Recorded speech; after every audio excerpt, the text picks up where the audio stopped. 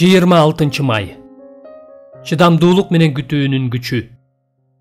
Анын даңкынын кубатынын бардык күчү менен бекемделип, бардык нерседе туруктуулукту жана чыдамдуулукту кубаныч менен көрсөткүлө. Колосалыктар 1-бөлүм 11-аят. Бекемделүү деген туура сөз.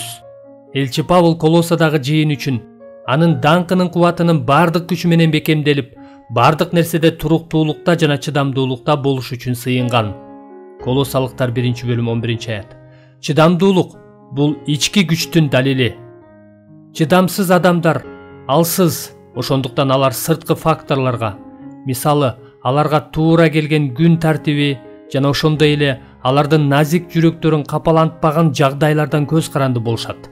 Алар сезимдерине таянып тез чечим чыгарганы, коркутуп үркүтүүлөрү жана өздөрүнүн пландарын бузган адамдарды катуу сынга алганы алар үчүн алсыз деле көрүнбөйт. Бирок мындай ызы чуулар алсыздыктын сырткы көрүнүштөрү.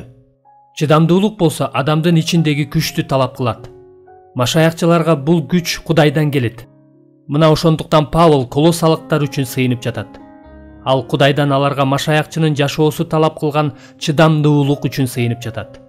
Бирок ал Кудайдын даңкына ылайык чыдамкайлыктын күчү жөнүндө айтканда, адамды чыдамкайлыкка жеткирүү үчүн Кудайдан күч талап кылынат деп айткан жок. Ал даңктуу күчкө ишенүү бул чыдамкайлыктын күчү келе турган жол экендигин айткан. Чыдамдуулук чындыгында ыйык рухтун жемиши. Галатиялыктар 5-бөлүм 22-аят. Бирок ыйык рух аны бардык жемиштери менен бирге ишеним менен кабыл алуу аркылуу берет. Галатиялыктар 3-бөлүм 5-аят. Ошондуктан Кудай бизди чыдамдуулукка жеткире турган даңктуу күч менен байланыштырышын сурап, Павыл сыйынып жатат. Бул байланыш ишеним деп аталат.